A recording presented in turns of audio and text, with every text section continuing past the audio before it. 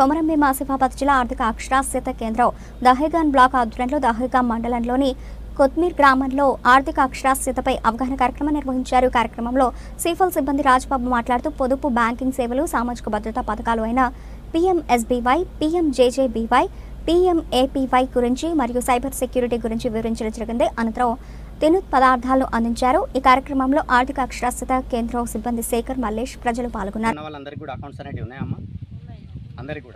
Accounts అనేటివి వాడుకుంటున్నాడు. కంపల్సరీగా మనకి ఏదైనా అవసరం ఉన్నప్పుడే వాడతామంటే ఏమవుతుందంటే చూడండి, ఇది సంవత్సరానికి వస్తుందంటే ఒక 2 years వరకు అదే విధంగా మనం అకౌంట్స్ అనేవి వాడకుండా ఉంటే అవి ఇనాపరేటివ్ అవుతున్నాయి. దాంట్లో మీరు అమౌంట్స్ అనేటివి తీసుకోలేరు. డిపాజిట్ చేయొచ్చు కానీ అమౌంట్స్ అనేటివి తీసుకోలేరు. సో అలాంటివి జరగకుండా ఉండాలంటే కంపల్సరీగా మీరు 6 months 1 year కోసారైనా మనీ డిపాజిట్ చేయడము, విత్డ్రా చేయడము కంపల్సరీ ఇలాంటివి చేసుకుంటూ ఉండాలి. ఓకేనా? తర్వాత దీంతో పాటుగా ముఖ్యంగా మీ దగ్గరికి వచ్చింది ఏంటంటే ఈ ఆన్లైన్లో సైబర్ ఫ్రాడ్స్ అనేటివి ఎక్కువ అవుతున్నాయి. ఆన్లైన్ మోసాలు అనేవి కంపల్సరీగా మీ యొక్క అకౌంట్కి ఆధార్ లింక్ ఉంది.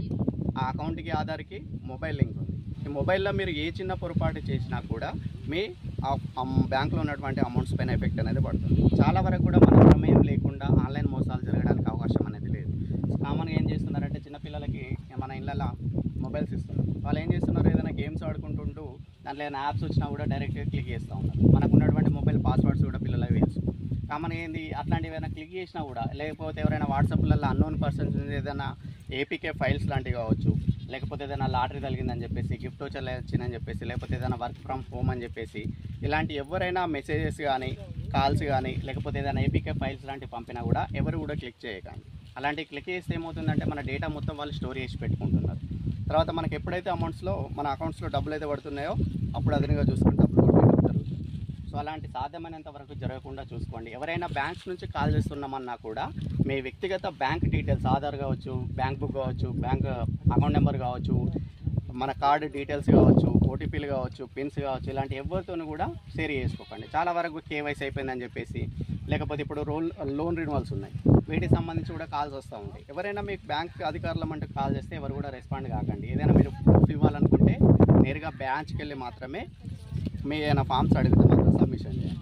ఇన్ కేసు అనుకోకుండా ఏదైనా ఆన్లైన్ ఫ్రాడ్ జరిగింది, మరి నెక్స్ట్ ఎవరికి కంప్లైంట్ చేయాలమ్మా? మన సైబర్ క్రైమ్ పోలీస్ వాళ్ళ హెల్ప్ లైన్ నెంబర్ అయినటువంటి 1930 మీకు ఇచ్చేటటువంటి పాంప్లెట్స్ ఉన్నాయి కదా, ఆ పాంప్లెట్స్లలో ఆ నెంబర్ కూడా ఉంటుంది. ఆ నెంబర్కి కాల్ చేసి మీరు కంప్లైంట్ అనేది ఇవ్వండి. ఓకేనా? అలాంటి ఏదైనా ఆన్లైన్ ఫ్రాడ్ జరిగి డబ్బులు పోగొట్టుకున్నట్లయితే దాంతోపాటుగా నియరెస్ట్ ఎక్కడైతే బ్రాంచ్ ఉందో బ్రాంచ్కి వెళ్ళి కూడా మీరు కంప్లైంట్ ఇవ్వాలి. ఓకేనా? తర్వాత దీనికి సంబంధించి ఏమంటే చాలా మన సాధారణంగా ప్రతి సామాన్యులకు అందుబాటులో ఉండే విధంగా ప్రధానమంత్రి సురక్ష బీమా యోజన అనేది ఏర్పాటు చేయడం జరిగింది. దాని యొక్క ప్రీమియం వచ్చేసి కేవలం సంవత్సరానికి 20 రూపాయలు మాత్రమే పే చేస్తాం. అది 18 నుంచి 70 సంవత్సరాల అర్హత వయసు ఉంటుంది. ఏదైనా ప్రమాదవశాత్తు ఆ వ్యక్తి కనుక మరణించినట్లయితే 2 లక్షల రూపాయలు అనేది నామినీకి వర్తించడం అనేది జరుగుతుంది. తర్వాత ఇంకొకటి ప్రధానమంత్రి జీవన జ్యోతి యోజన అని ఉంటుంది. అది కూడా దాని యొక్క అర్హత వయసు 18 నుంచి 50 సంవత్సరాలు ఉంటుంది. అది న్యాచురల్గా ఏం జరిగినా కూడా దానికి కూడా 2 లక్షల రూపాయలు నామినీకి వర్తించడం జరుగుతుంది. కంపల్సరీగా ఈ రెండు ఎవరైతే ఎలిజిబుల్ క్యాండిడేట్స్ ఉన్నారో ప్రతి ఒక్కరు కూడా కంపల్సరీగా చేసి ఉంచుకోండి. చాలా వరకు కూడా చేసుకున్న వాళ్ళకి కూడా ఉన్న విషయం కూడా చాలామందికి తెలియదు. కంపల్సరీ ఒకవేళ బ్రాంచ్కి వెళ్ళినప్పుడు ప్రింట్అవుట్ అన్నా తీసుకోండి. ఎందుకంటే దానికి సపరేట్గా మనకి బాండ్స్ లాంటివి మేము ఉండవు. ఆ ప్రింట్అవుట్ తీసుకుంటే ప్రింట్అవుట్లోనే మనకు రావడం జరుగుతుంది. ఓకేనా అమ్మ? Okay, thank you.